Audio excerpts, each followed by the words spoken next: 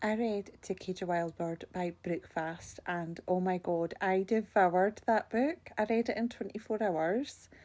It was just exactly what I was looking for.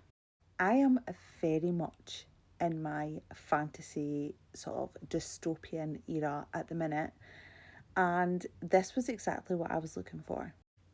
I rated it 4.5 stars, and it was just a great time. It is high stakes, fast paced, and kept me engaged throughout.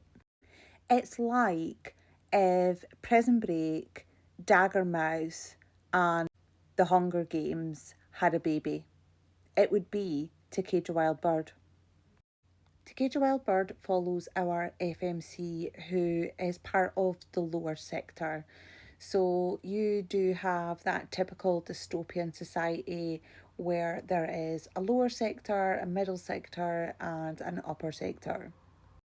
She is part of the lower sector, and she is tasked with looking after her younger brother after her parents are killed for being rebels. She will literally do anything to keep a roof over their head. And if that means being a bounty hunter and upsetting some of the other people in the lower sector because she basically hands them in, then she will do that. Meanwhile, we've got Endlock Prison, and in this prison, it's not a normal prison. You are basically put in there when you commit a crime, you break society's rules, and as a punishment, you are used as a sort of mouse, if you like. It's a bit like a cat and mouse game. So the privileged people come in, and their job is to hunt you. If they get close enough to you, they will unalive. And if you survive, your ranking goes up. You become more of a challenge and probably more sought after. So, either way, you're fucked.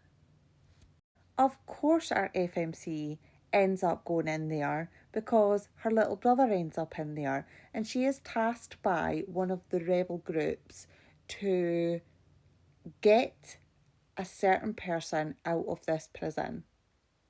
She's also obviously going to get her little brother out of this prison. And that's where the story begins. I loved it. So, so good. I cannot wait for book two, and I highly recommend.